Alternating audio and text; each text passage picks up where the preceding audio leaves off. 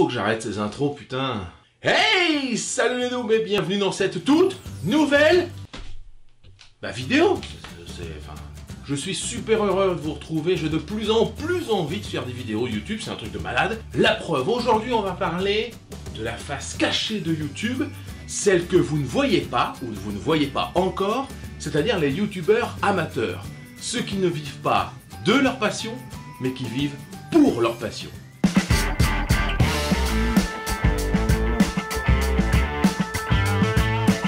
Je fais partie d'une communauté de youtubeurs qui s'appelle Entraide Vidéaste. Le lien est en description. Merci Jean-Michel. Ces youtubeurs cherchent à s'améliorer, à s'entraider pour que tous ensemble nous devenions meilleurs. Oui Kevin, oui c'est gratuit, oui. Oui c'est, tu vas pas payer pour un truc d'entraide quoi, c'est de l'entraide. À ce titre, je vous propose aujourd'hui une interview de plusieurs membres d'Entraide Vidéaste. Toutes les chaînes sont dans description. Ces youtubeurs comme moi travaillent de passion, uniquement attirés par le gain, l'argent, la célébrité. Ah non, en fait non, on s'en fout un petit peu. Le principe est très simple, vous voyez les questions, vous voyez ensuite les réponses de différents youtubeurs. C'est pas compliqué. Kevin, non, il n'y aura pas de vidéo sur Fortnite, non. Alors par contre fais attention parce que moi aussi je m'appelle Kevin, d'accord? On est pas tous comme ça. Yes la famille, j'espère que vous allez bien, c'est la Déglingotive, c'est un plaisir de vous retrouver aujourd'hui. Est-ce que vous connaissez la Déglingotive? Ah oui non en fait vous ne nous connaissez pas, ils ne nous connaissent pas en fait. On se présente comme si on faisait notre intro mais vous ne nous connaissez pas du tout. On est une petite famille française, petite, papa, maman et le bébé qui est au lit. On habite en Malaisie depuis 5 ans, on voyage. On tient une chaîne sur le voyage. En famille. Voyage en famille, donc on veut montrer à tout le monde que voyager avec un bébé c'est possible, en famille, partout, hors sentier battu, dans les sentiers battus, partout. Le truc chiant, c'est l'installation. Alors ça, faut du pas cut, hein, donc il n'y a pas cut. Je me nomme Post Chronique et je vous propose de vous présenter, d'analyser, critiquer différents médias ayant pour toile de fond le thème post-apocalyptique. Je parle d'artistes, de survie, de nucléaire, de récits historiques et plus encore. Moi je tiens une chaîne de let's play, de gaming. Pourquoi? Eh ben parce que je voulais partager mon ressenti authentique en direct, sans filtre. Parce que je suis un gros connard sans filtre et que le jeu vidéo c'est ma passion. Il y en a d'autres c'est la musique, d'autres encore c'est la branlette. Moi c'est le jeu vidéo. Mais...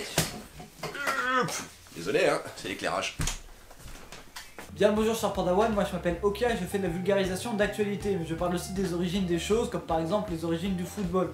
Dernièrement j'ai sorti ma première interview et je vais aussi faire des vidéos sur l'Équateur parce que j'y suis parti pendant 6 mois. Donc il y aura des vlogs et des vidéos explications sur le pays. Bonjour, je suis Nicolas de la chaîne Tout le monde peut faire de la musique. Et ma chaîne, eh bien, de quoi elle parle? Elle parle de musique, que tout le monde peut faire de la musique. Voilà, je crois que là je peux pas être plus explicite, avec quand même une petite teinte geek où j'aime bien montrer comment faire de la musique avec des smartphones, des tablettes, mais pas que. On va y arriver. On va pouvoir à peu près commencer. Monsieur s'occupera des cuts, hein, s'il y a besoin. Déjà là, je suis trop bas. Ça commence. Je m'appelle Fafan, sur ma chaîne je réalise des vidéos sur League of Legends, plus particulièrement sur le personnage de Garen, que ce soit des vidéos gameplay ou des montages épiques. Alors moi c'est la mèche, la trentaine, et sur ma chaîne je parle principalement de culture populaire, donc de cinéma, jeux vidéo principalement, avec beaucoup d'humour, mais le tout très sérieusement, parce que l'humour, c'est sérieux. Ma chaîne s'appelle Salut les noobs, je parle de tout ce qu'est la culture geek à mon sens, c'est-à-dire le numérique, l'informatique, les jeux vidéo et les jeux de société. Bienvenue! Hop là. De quoi faire, il y a de la télé cathodique de partout, les 21 consoles sont branchées. Ça c'est une console Rétron 5, hop le doigt le positionne bien. Il permet de lire en gros tous les jeux rétro. Moi c'est réglé. Ce qui m'a poussé à faire des vidéos, c'est le sujet de ma première vidéo. En fait, je voulais faire des vidéos depuis longtemps, depuis même 1 an avant que j'ai lancé ma chaîne. Et c'est vraiment le sujet de ma première vidéo, ça parlait de l'Éthiopie et de Félissa Lilesa. Et je me suis dit, personne ne connaît cette histoire, mais elle est incroyable. Alors du coup, je me suis dit, faut que j'en parle. Et du coup, ça a été le lancement, et après j'ai continué. À la base, moi je suis infographiste de métier, donc tout ce qui est illustration et retouche photo. Je suis un gros fan de manga et de jeux vidéo rétro, mais je continue quand même, j'ai quand même, voilà, eu l'envie de partager ma passion sur internet. À la naissance du petit, on s'est dit, bon, on a toujours aimé faire de la vidéo. Faire des vidéos de vacances, ça a toujours été notre... J'ai toujours kiffé ça. Et quand le petit est né, on s'est dit bon allez, il nous faut une plateforme où on met toutes les vidéos, ça évitera d'envoyer les photos et les vidéos à papy et mamie. Donc on a commencé à mettre des vidéos en ligne sur YouTube.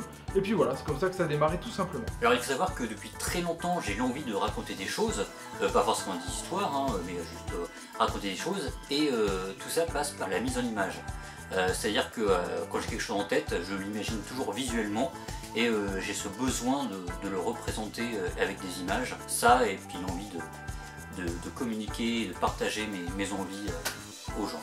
Alors, en 2011, je cherchais des vidéos sur la démo de Sonic Generation, j'étais très hypé par le jeu à l'époque, et j'ai connu un petit youtubeur qui se nommait Vinslick du 59, et quelques mois plus tard, à force de suivre ses vidéos, il m'a donné envie de me lancer sur YouTube parce que je trouvais ça fun. Une dépression et les live présentations de chaînes d'Antox Colaboy. Non, plus sérieusement, le monde du post-apo est assez méconnu. Donc, passionné par ce domaine, j'ai voulu en apprendre davantage sur plein de sujets et partager ensuite tout ce que j'avais pu trouver sous la forme de vidéos. Alors ce qui m'a poussé à faire des vidéos, je pense que c'est d'abord vraiment mes élèves, c'est-à-dire que j'ai voulu faire des vidéos pour leur expliquer des notions qu'ils ne captaient pas forcément toujours en cours et qu'ils puissent y revenir après à la maison pour pouvoir revoir en fait ces vidéos. À l'époque, en fait, quand j'ai commencé à être prof là, dans les années 2010, mes élèves me disaient que j'avais le même humour que Cyprien, donc je suis allé voir qui était Cyprien. Et je me suis dit mais c'est vachement sympa ce qu'il fait, et donc voilà, de fil en aiguille, après quelques tentatives, je me suis véritablement lancé finalement assez tard, et ça m'a plu, et donc en fait ce qui est devenu au départ quelque chose de purement professionnel, et aussi parce que j'aime bien faire les vidéos, est devenu une passion, parce que je me suis passionné pour la vidéo notamment, la photo, etc. Ségolène Royal, merci de Klaxon dehors, nous a détruit le Club Dorothée. Moi mon but c'est pas de rester que sur YouTube. Mon but à long terme, c'est de faire monter Merci Club Do, j'ai carrément déposé la marque, j'ai racheté le nom de domaine clubdorothée.com, enfin la totale, hein, carrément, on fait tout bien. Et l'idée, c'est que je veux recréer ce qui a été détruit, sous le nom de Merci Club Do, mais à la télé plus tard. Mais j'ai pas envie de me contenter juste à YouTube. Mon objectif, c'est de pouvoir partager au plus grand monde. Ils connaissent pas forcément les jeux, ils les ont pas forcément fait, mais certains qui sont très connus. Donc voilà, je veux quand même les faire partager. Donc voilà, ça me tient à cœur, c'est un truc que j'ai longtemps voulu faire. Alors mon objectif sur YouTube, c'est principalement de faire les choses qui me plaisent. C'est-à-dire que je fais des vidéos pour moi, hein, j'ai aucun souci à avoir peu d'abonnés, hein, je fais pas ça pour l'argent, je fais pas ça pour être reconnu, je fais ça pour moi, je fais ça parce que j'avais envie de créer des vidéos, et je me suis dit, quitte à créer des vidéos, autant les partager, parce que même s'il n'y a que 30 personnes qui les regardent, ce sera toujours ça. Alors, un an après m'être lancé sur YouTube, j'ai découvert qu'il était possible d'en vivre, et du coup, mon but dans ma vie, vu que c'est de vivre en faisant ce qui me plaît, je me suis dit, écoute, on va se lancer comme ça comme objectif, et c'est de devenir un youtubeur, en gardant le fun de faire des vidéos, sinon ça n'a aucun intérêt. Partager tout simplement. En un an, j'ai pris plus de 100 abonnés, tranquillement, sans forcer. Je laisse faire le temps, je suis pas là pour faire le buzz, ni même gagner de l'argent avec ma chaîne. Par contre, j'aimerais bien que les commentaires augmentent un peu plus, ça commence à venir, mais c'est un peu long. Le but c'était de partager à la famille. Est-ce que ton but c'est de gagner de l'argent avec YouTube? Pas de gagner de l'argent parce que j'ai mon travail à côté, donc j'ai pas le temps. On s'en est servi pour créer ta société. Ouais. Elle a créé une société de voyage, conseil voyage, pour venir visiter la Malaisie sur mesure. La Malaisie et l'Asie. Et l'Asie, voilà, à la carte, sur mesure, donc voilà. Et YouTube, ça nous sert de vitrine, les gens regardent nos vidéos et disent « Waouh, ça a l'air trop bien, ils le font avec un enfant, nous aussi on veut le faire ». Et la plupart des gens me contactent via YouTube parce qu'ils nous suivent sur YouTube. Exactement. Mon objectif sur YouTube, c'est de m'éclater tout simplement. Je vais pas attendre beaucoup de vues ou beaucoup d'abonnés, c'est juste de m'éclater. Là par exemple, j'ai fait des interviews avec des gens que je kiffais, et c'est tout. Franchement, je m'amuse, et je savais pas que des gens avec par exemple 400 000 abonnés pouvaient accepter une interview d'un mec de même pas 100 abonnés. Ah bah oui. On kiffe, on aime, c'est tout. Mon objectif sur YouTube, c'est assez simple, c'est de me faire plaisir avant tout. J'ai bien compris, et j'ai compris en quelques minutes, on va dire, après ma première vidéo, que le but n'était pas forcément de faire de l'argent avec. En revanche, j'ai fait déjà de très belles rencontres. Gruchet Geek Convention, j'ai fait une première vidéo qui a marché du feu de Dieu selon moi, qui a été des rencontres de malades, et on y reviendra un jour à la Gruchet Geek. J'ai fait des rencontres au Ifto Cos Game Show, et plus récemment j'ai fait aussi des rencontres super sympas avec le bar Le Décalé, c'est ma dernière vidéo juste avant. Des vidéos qui sortent un petit peu de mon bureau et qui me permettent de rencontrer des gens juste géniaux. Donc au départ mon objectif c'était simplement d'utiliser ces vidéos pour mes élèves, mais après j'ai eu plusieurs dizaines de milliers de vues sur ces vidéos, Et donc, et puis des abonnés qui montaient. Et quand j'ai commencé vraiment à m'y mettre sérieusement, à faire des vidéos dans le genre YouTube Game, je me suis dit, bah tiens, ouais, ce serait cool d'avoir un peu plus d'abonnés. Mais ce que je me suis rendu compte, c'est qu'en fait, avec YouTube, c'est toujours plus, on veut toujours plus. Donc en fait, quand on arrive à 1000 abonnés, ben, on voudrait 2000. Quand on arrive à 2000, on voudrait 3000, etc.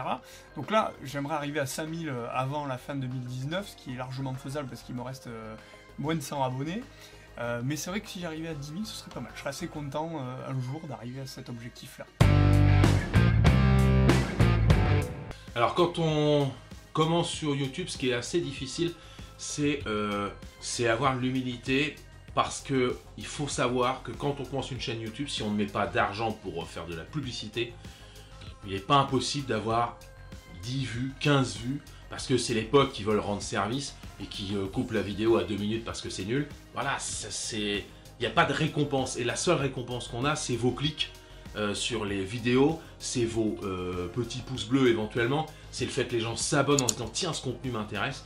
Ce qui est difficile, c'est de ne pas avoir parfois la récompense du travail accompli. Pour moi, ça dépend de l'objectif. C'est-à-dire que si tu as un objectif de vue, d'argent, de gagner des abonnés, forcément, il va y avoir des contraintes, c'est de répondre à l'algorithme et aux viewers de façon à ce que ça puisse fonctionner. Il faut que derrière, ça bouge, que ce soit vivant, que ce soit drôle, et que ce soit actuel, parce que sinon, il n'y a pas beaucoup de chances que ça monte. Donc pour moi, la problématique quand tu veux démarrer sur YouTube, si ton objectif c'est de vraiment marcher et de percer, c'est de répondre à des exigences qui ne sont pas liées à ton envie de faire des vidéos, mais de répondre à des exigences qui sont liées à celles de l'algorithme. Le plus dur, mon gars, quand les vues elles dépassent pas 1, quand les abonnés dépassent pas 27, bah c'est surtout ça en fait, quand on voit que son travail n'est pas vu, n'est pas reconnu en fait par beaucoup, bah voilà, ça fait chier, clairement, ça casse les boules. Bah, quand tu mets une vidéo sur internet, c'est pas pour que personne la voie. Et ouais, quand je fais une vidéo par semaine, je peux pas toujours d'ailleurs, et avec YouTube on nous y oblige, entre guillemets, pour être à peu près, pour que les vidéos soient minimum vues, sinon on disparaît très vite de la population. C'est à peu près entre 20 et 40 heures de travail pour une vidéo de 5 minutes. C'est juste énorme. Alors le plus difficile quand on commence sur YouTube, pour moi il y a deux choses. C'est d'une, se forger une communauté, et par communauté j'entends pas forcément des milliers de gens, mais même ne serait-ce que 20-30 personnes fidèles qui vont régulièrement regarder et commenter. Et l'autre chose que je trouve difficile lorsque l'on commence sur YouTube, c'est d'avoir un objectif réaliste. C'est-à-dire que lorsque l'on va commencer, on va souvent avoir des objectifs, mais qui ne vont pas être réalisables. Par exemple, faire une vidéo par semaine ou ainsi de suite, c'est souvent compliqué, ça dépend aussi dans quel domaine on travaille, mais ça va être compliqué. Je dirais mon commentaire. Je suis quelqu'un d'extrêmement timide à la base et j'ai une articulation qui est assez mauvaise. Du coup, ça a été une belle difficulté, qu'il est toujours d'ailleurs. Mais heureusement, grâce à YouTube, ça m'a permis de soigner un peu ce problème. Prendre en main tous ces putains de logiciels, les recherches qui doivent être un minimum sérieuses, réussir à avoir une identité graphique propre et cohérente sur les divers médias et réseaux sociaux, et surtout l'écriture des vidéos. Enfin, je rajouterai le fait de parler tout seul devant son écran, j'ai mis un bout de temps à m'y faire. Moi personnellement, c'est de parler à la caméra, je suis pas du tout à l'aise. Il y a une sacrée évolution entre le début et la fin. En fait, filmer, faire des trucs d'artiste, c'est cool, on se voit pas. Par contre, le fait de parler à la caméra, ça vient, on s'améliore clairement, mais c'est vrai qu'au début, c'est ça le plus dur. Le plus dur, c'est de parler à la caméra, quoi. Cette putain de caméra, on est tout seul dans la chambre, ou on est tout seul en train de vlogger dans la rue, les gens te regardent. Au début, on est un peu timide, mais après, au fur et à mesure, au bout de 2 ans et demi, franchement, on est un peu plus coriace, quoi.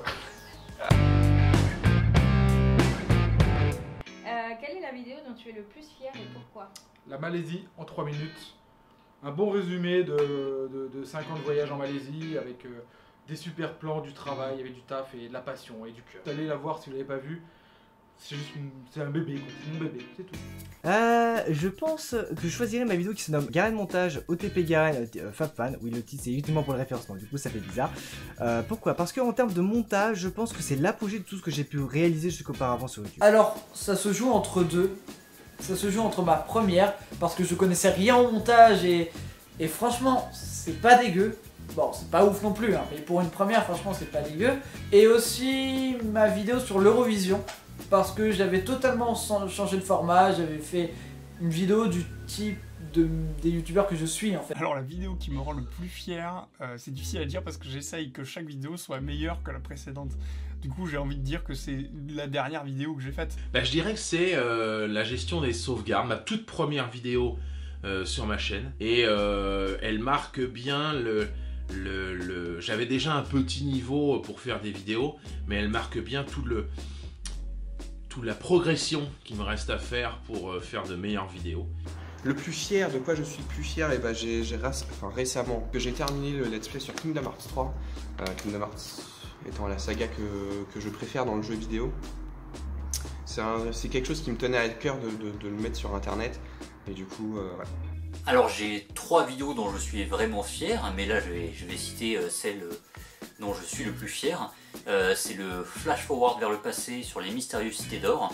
Tout simplement parce que cette vidéo marque un tournant dans l'émission, et un tournant qui est vraiment ce qui m'intéresse dorénavant. Je ne vais plus, à partir de cette émission, traiter d'un sujet que j'aime bien un peu à la légère en faisant des blagues, mais je vais vraiment insister sur la partie documentée. Voilà, j'en suis vraiment fier parce que je pense qu'on apprend vraiment des choses. Moi-même j'ai appris des choses en faisant la vidéo, et en même temps on va rigoler parce qu'il y a quand même de l'humour dedans.